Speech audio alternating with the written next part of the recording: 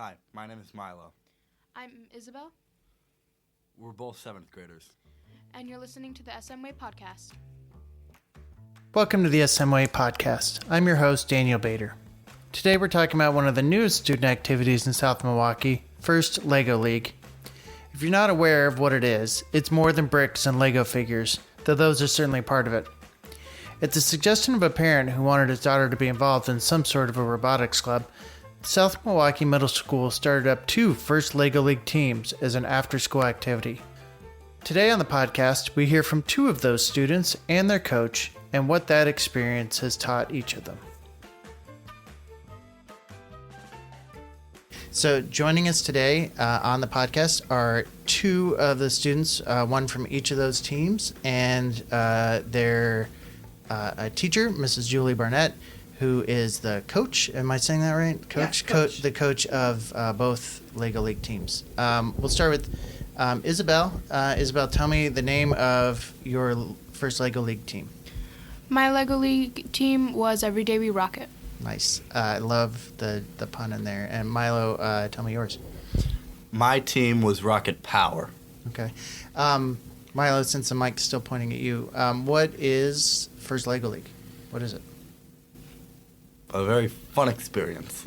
Yeah. Best way I can explain it. But what do you do? You're using Legos, but how? How do you use them?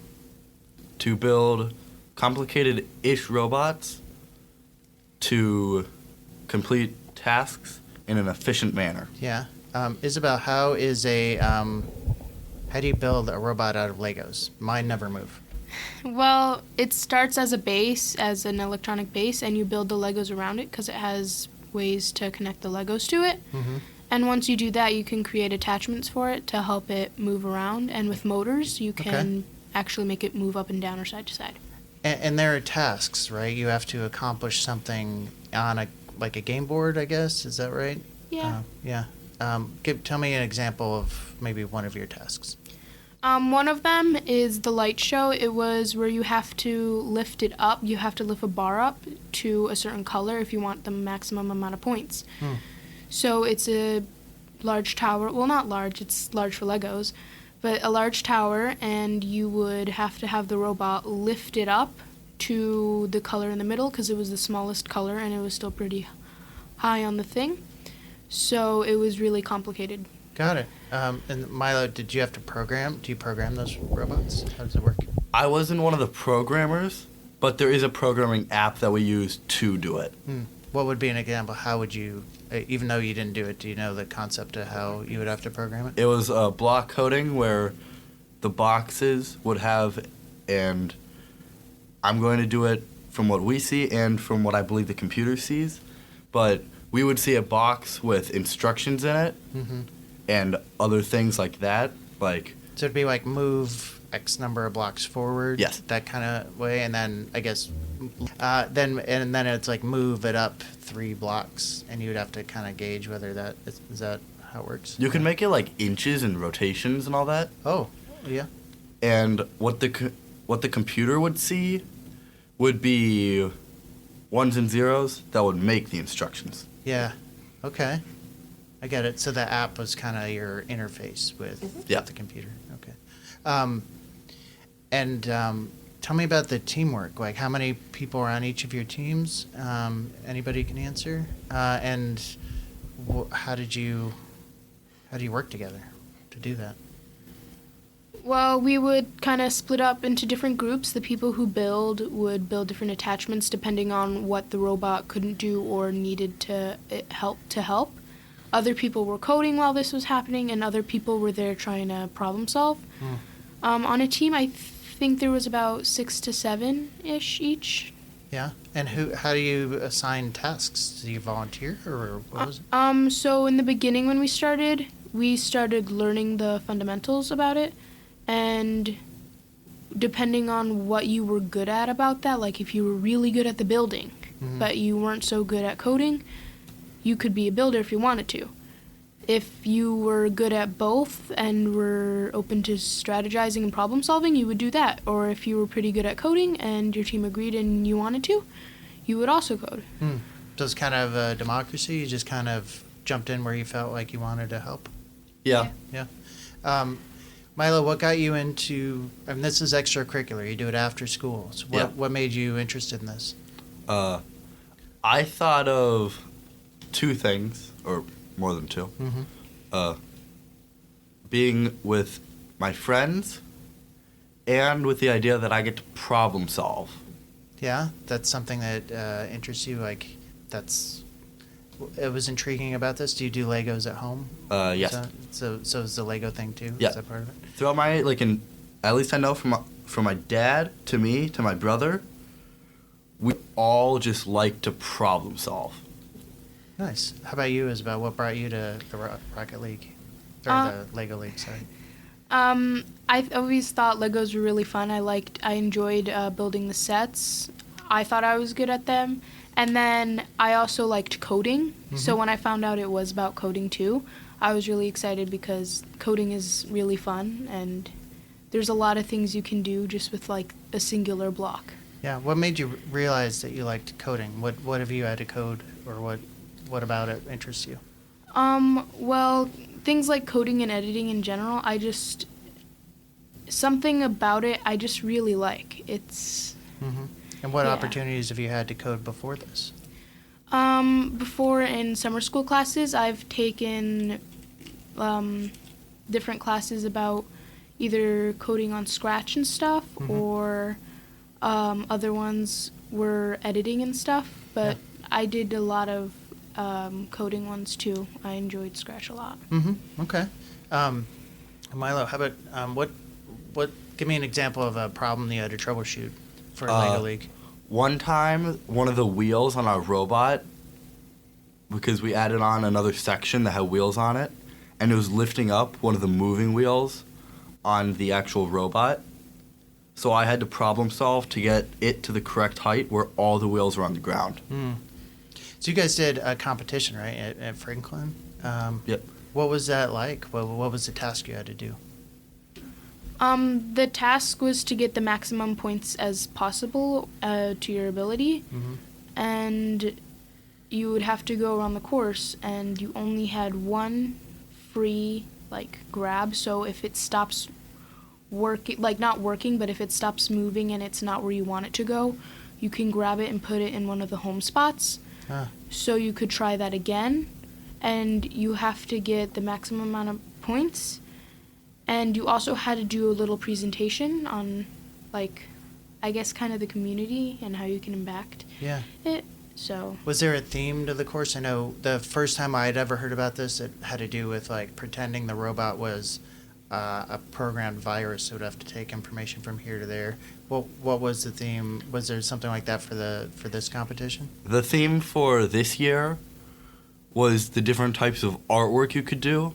And it was nicknamed Masterpiece. Oh, and how did that work with Legos, with artwork? Well, you would build these different sets. Some of them were like a theater, kind of, and others were like the light show or the virtual reality, or 3D printer. There was one of those too.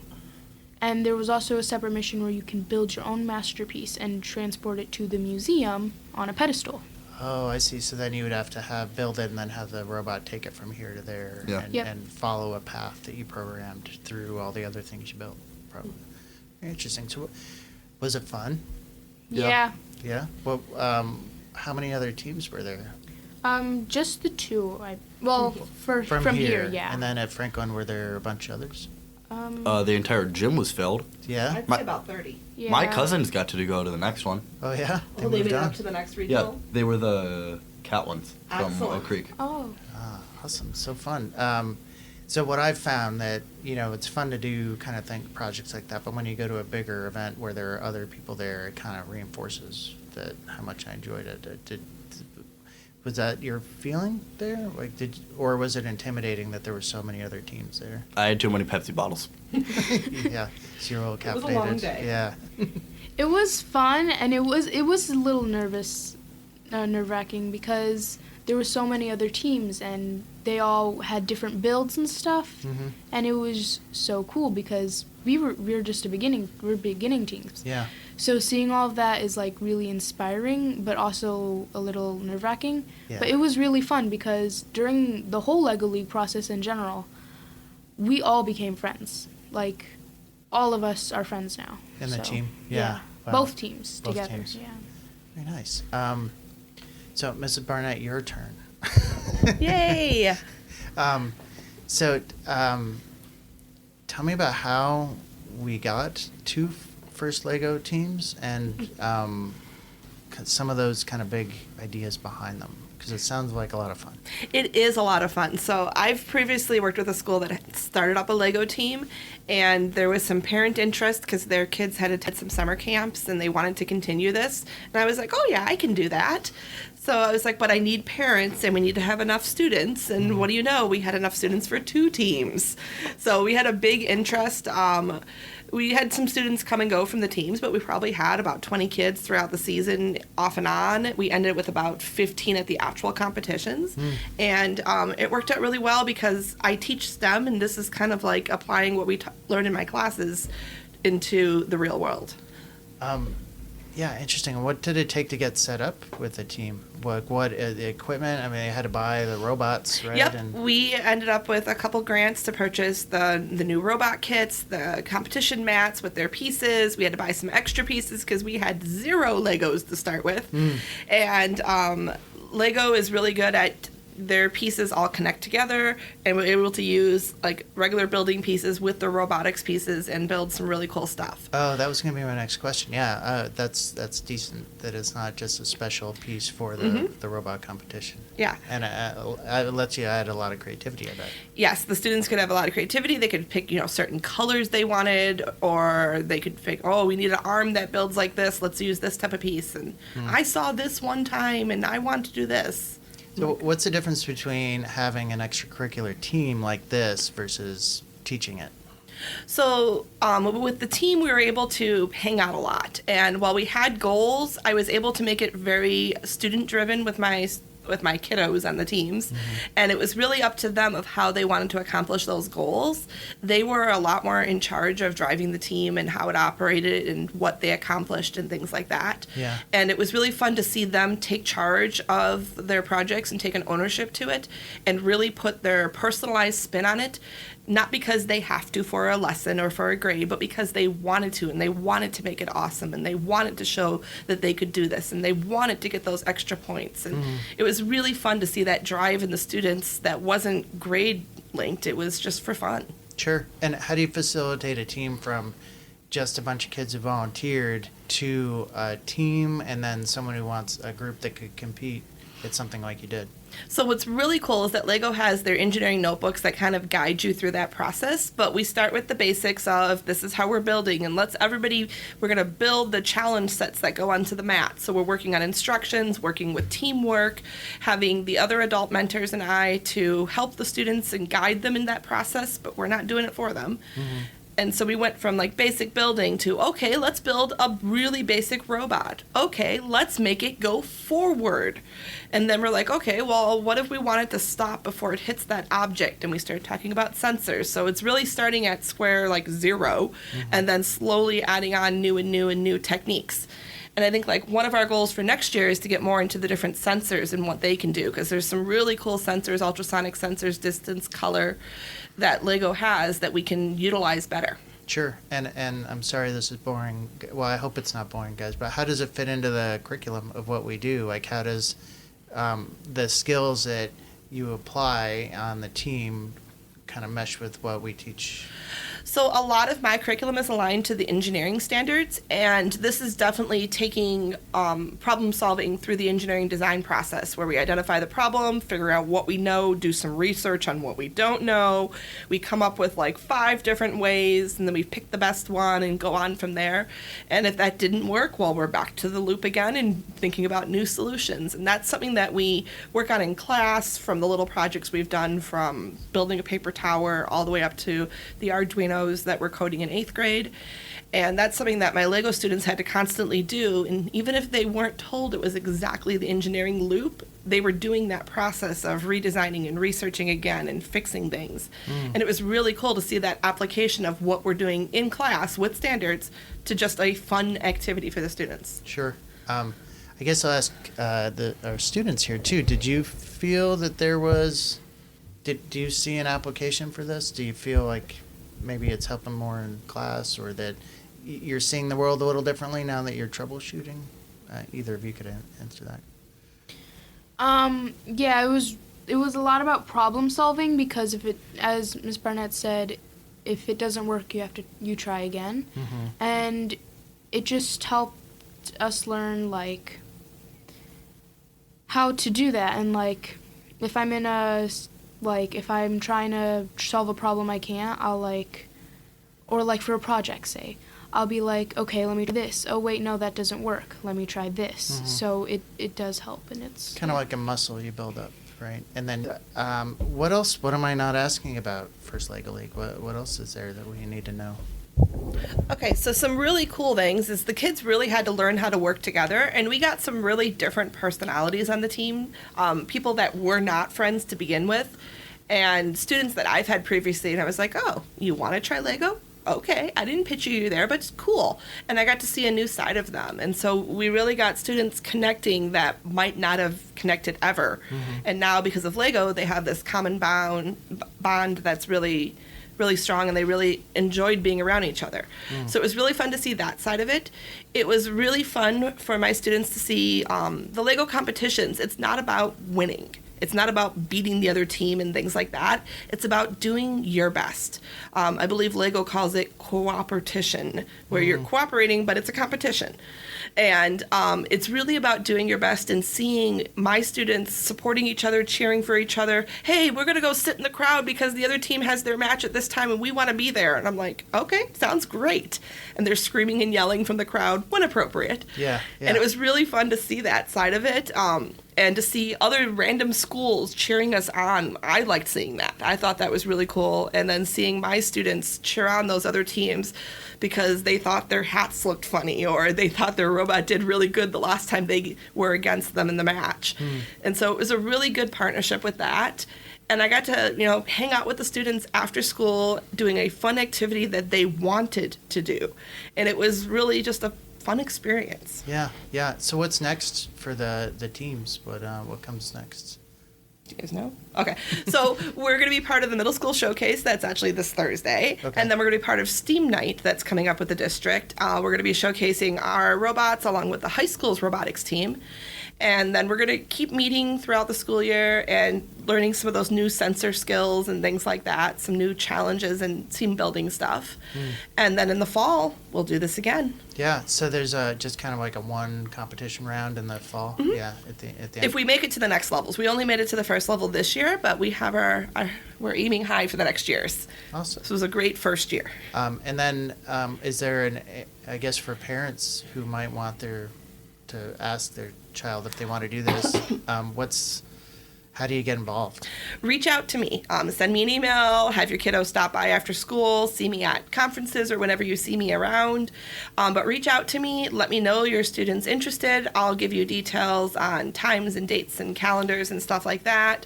I do ask that if kids, obviously they can try it out, but if they're going to commit to the team, I ask that they try to be there for most of the practices. And I know stuff comes up, life happens. Sure. But yeah, if you're interested, just reach out to me and I will send you information, tell you our next practices and things like that. Our teams have been very open to new students coming in, and they've been really excited when somebody new comes in because they get to explain everything to them. Oh, yeah, sure. So anytime we can join, and if parents are interested in helping, I'm definitely looking for more parent helpers. Is there a limit to the number of students who can participate? We are limited to 10 students on each team, but if we had enough adults and stuff like that, I wouldn't be opposed to a third team and things like that. So the limit is our resources there as far as adults and students wanting to commit to this. And I guess we started with students. I'll end there. What would you say to a student who might be thinking about this? What would you say to get them on the team? I would say it's fun. It's Legos. You learn things, and it friendship. Like, all of us became friends at the very end. Well, in the middle, but Yeah. we became friends, and we just kind of became even closer friends when, like, during the competition especially. Thank you to Mrs. Barnett and to Milo and to Isabel for being brave and coming on our podcast again. Thank you for listening to this latest episode. If you think you might want to join the First Lego League, you can email Mrs. Barnett at jbarnett@sdsm.k12.wy.us and mark your calendars for Steam Night on February 1st, 5 to 7 p.m. in the high school. First Lego League team will be there, along with a lot of our other students. It's one of the biggest events in the school district throughout the whole year. We showcase student work, focus on how science, technology, engineering, arts, and math all intersect in our culture and in our schools. There'll be a light meal available, raffle items, and more. Steam Night, February 1st. See yourself as an inventor. And finally, for this episode, I'd like to leave you with a message from Superintendent Deidre Raymer about some important board updates and what that might mean for the taxpayers in our community. Thanks for listening, and we'll see you next time.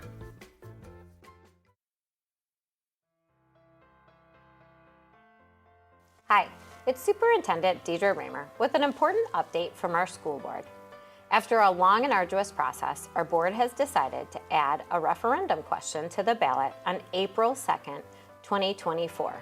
We're asking for your support to add $2 million each year for the next 5 years. On your taxes, that's going to mean for a house that's valued at $200,000, no more than $8 each year for those 5 years.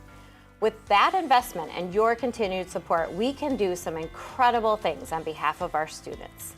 One of our objectives with those dollars is to enhance our safety measures in our schools. Our schools are safe. We have staff and students who come to school in a safe environment each and every day. But we can always do more when it comes to increasing our opportunities around safety.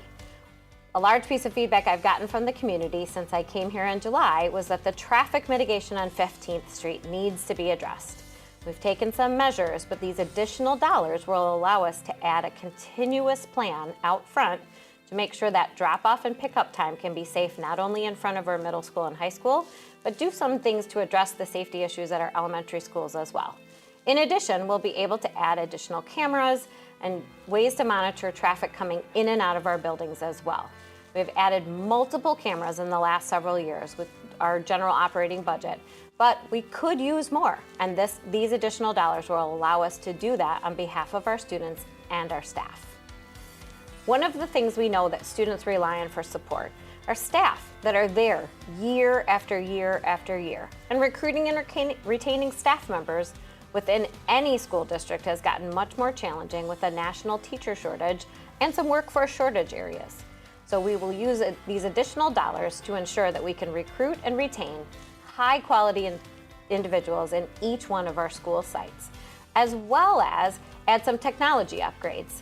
We do a great job at making sure that our students have refreshed devices and our staff have refreshed devices, but all the rest of the technology that goes into our students being prepared to go out into the world and be ready to live life in this world today needs to be enhanced. So we'll use some of the additional dollars to do the technology upgrades as well. And lastly, we'll use some of the dollars to do some enhanced career exploration. We do an excellent job at our high school at having opportunities for students to do youth apprenticeship, for earning college credits during their time in high school, but frequently our elementary and our intermediate families do not always know about the opportunities available to our students. We want our students to have every single opportunity, so we're going to start enhancing what we do for K-12 career exploration at the elementary school by adding some more exposure to students and adding some academic and career planning at the elementary level, then carry that through our middle school, and then all the way through our high school, so that we know our students are going out into the world with a plan that they really can stand behind and feel passionate about. You may be wondering how a no more than $8 increase on a $200,000 home could possibly pay for all of this. We have a rare opportunity right now with some energy efficiency debt falling off that allows us to maximize that investment to be able to do all the things we want to on behalf of our students. As we know, strong schools create a strong community. In the coming weeks, you're going to see myself, our director team, as well as our school board out and about in the community. We encourage you to stop and ask us whatever questions you have, or check out our website to make sure that you're getting all the information you need to make an informed decision for yourself. We look forward to seeing you in the coming weeks, and we look forward to you showing up to vote on April 2nd.